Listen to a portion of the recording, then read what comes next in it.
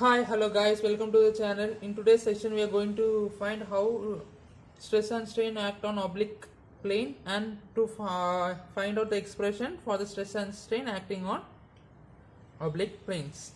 In our previous lecture, we saw how what is principal planes, principal stresses, what is principal strains, what is oblique plane, what is oblique angle, or what is obliquity angle.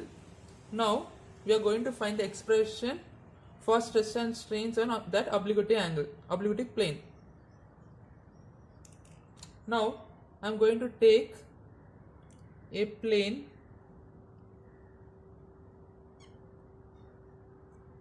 that I am going to consider only a section, let it be EF, this will be E and this will be F, and a inclined plane FG which is inclined at theta to the plane EF. Now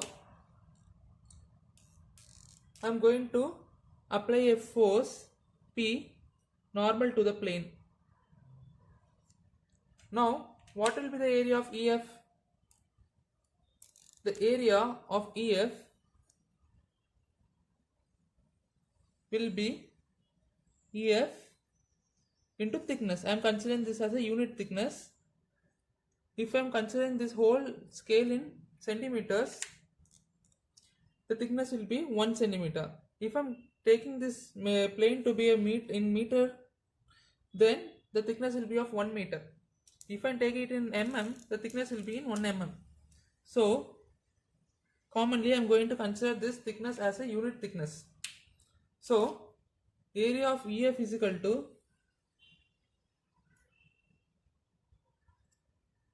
F into 1 is equal to area. We will consider this as A. So stress on this EF will become force by area. We know we got area as EF, so it will become P by A only. We are taking EF is equal to A, so area of EF we will be choosing as A only. So stress of this plane EF is equal to P by A. Now consider section FG. Area of FG, what will be the area of FG? The area of FG will be FG into that unit thickness. Now FG is equal to what? Consider this triangle EFG. Cos theta is equal to EF by FG, other side by hypotenuse, and this FG will become EF by cos theta. We can write this EF as A, so it becomes A into cos theta. Area of FG becomes A into A by cos theta. Now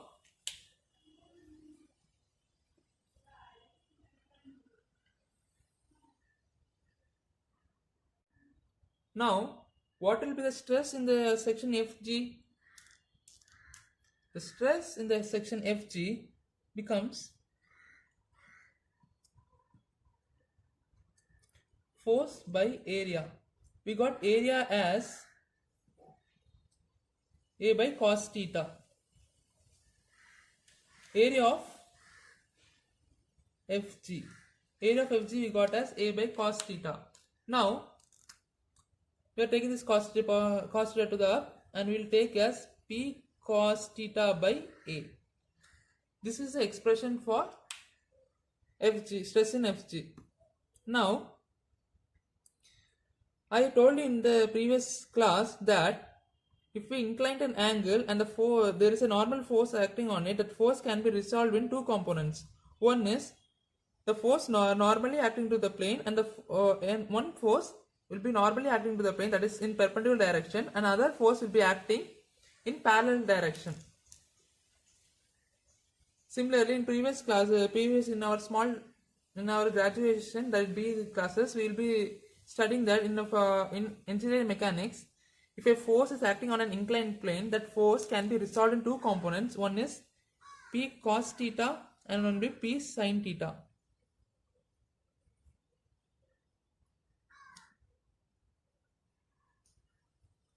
Similarly, here we can consider this force in acting on two directions. One is normally and one will be shear. That is acting parallel. So now we'll take normal stress.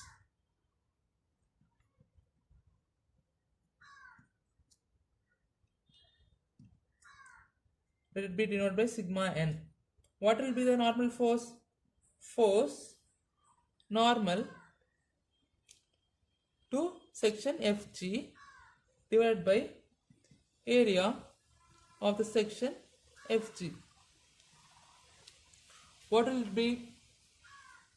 Pn, that is normal force divided by area of the section FG, is equal to cos theta. This Pn is equal to P cos theta, normal force. That is perpendicular direction we will be taking as P cos theta, and the parallel direction, that is this direction, we will be taking as P cos theta, and this direction or this direction we will be taking as P sin theta. Okay. So the Pn will be as P cos theta and Pt will be as P sin theta. We will see in later lecture, that is after some time. We will be using this term after some time. I will be rubbing this.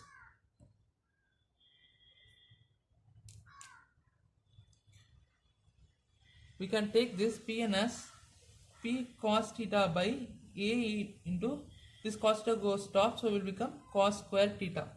P by A cos square theta. This P by A cos square theta can be written as sigma n. I am writing this one is sigma n.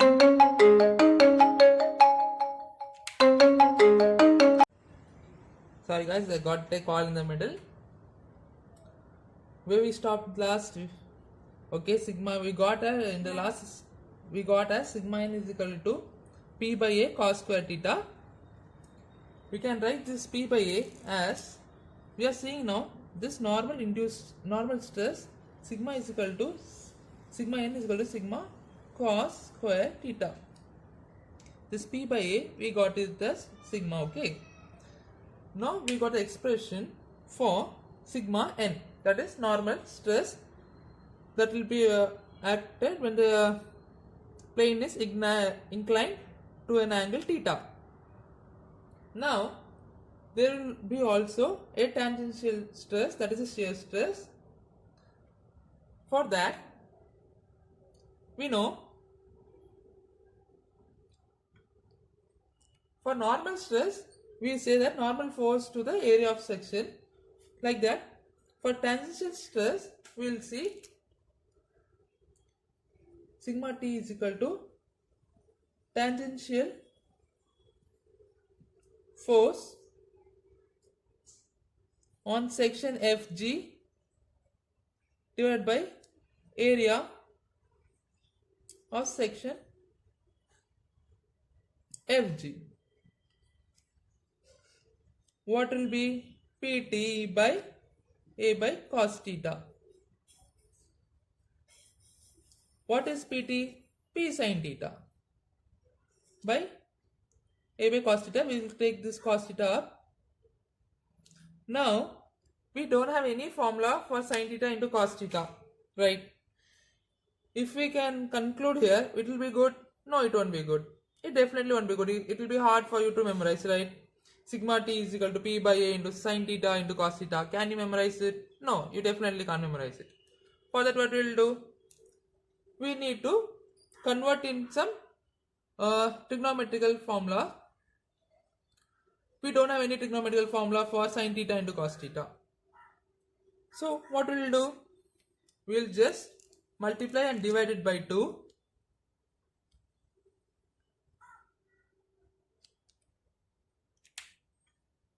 We are going to multiply and divide it by 2. What happens?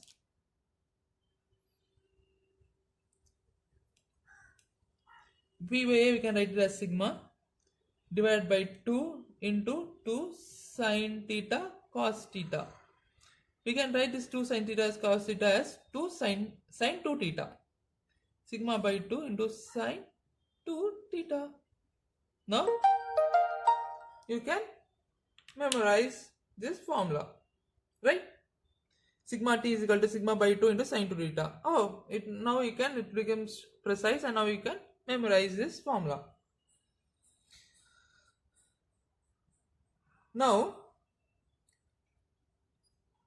this inclined plane can hold a maximum stress up to some theta, right? When this is in horizontal position, there won't be any shear stress. When this plane is in horizontal position, there won't be any shear stress. But when you incline this plane to a particular angle theta, what happens? There will be emerging the force can be resolved. The force just resolved can be split into two parts. There are in two directions. One will be normally, another will be tangent or in parallel direction.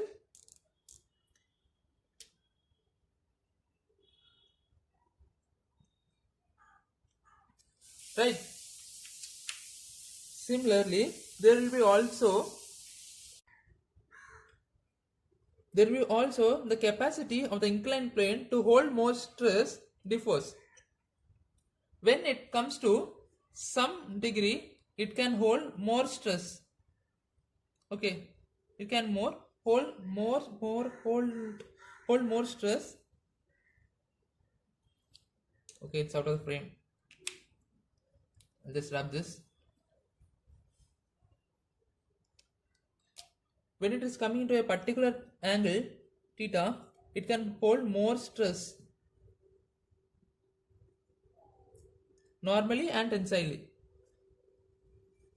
When some are to different angle theta, it will more less stress and strain. Okay, normal stress and tangential stress. This tangential stress is called the shear stress. Now we have to find that value of theta, where the inclined plane can hold more stress and where it can hold less stress. The value of theta, that is at the angle. For that, we found that sigma n is equal to, that is normal stress, sigma cos square theta. We all know cos 0 is equal to 1. So when the angle theta is equal to 1, when the angle theta is equal to 0, then the plane can hold, that is the maximum number of stress that is applied when the plane is in horizontal position. It can hold a stress till sigma.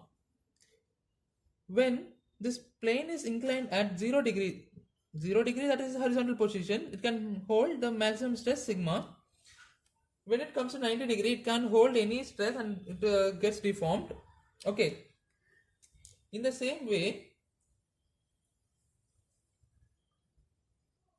when for sigma t, we call sigma t as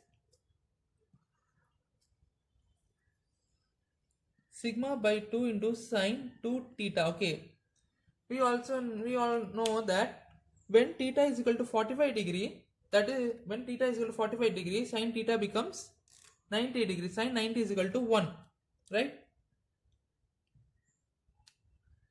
Theta means 2 into 45. Say for 2 into 45. Sine 2 into 45 is equal to 1, right? Then sigma t is equal to sigma by 2. At 45 degree, and or 135 degree, this value becomes sigma by 2. When you apply in calculator and see, sin 135 degree will become minus. What does minus means the plane is taken, if this plane is taken in this direction, it will become plus, and if it is taken in this direction, it will become minus. That is the only matter. So that that don't take much serious. So we'll get sigma t is equal to sigma by 2. When the plane is inclined at 45 degree, it can hold the shear stress as the half of the normal stress, original stress. Okay, when it is in horizontal direction, that is in 0 degree. That is in the, I'm meaning the plane EF.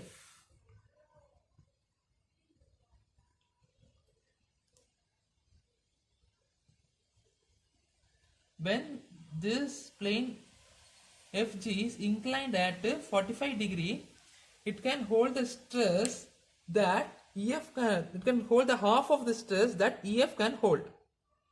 But when the plane is at 0 degree, the inclined plane can hold that. If it's 0 degree, then EF is the same to FG. So it can hold the same amount of stress that EF can hold. FG can hold the same amount of stress that the EF can hold. Hope you like this video. If you like the video, don't forget to like. Your like is our motivation. You share with your friends and subscribe to the channel. Okay guys, bye.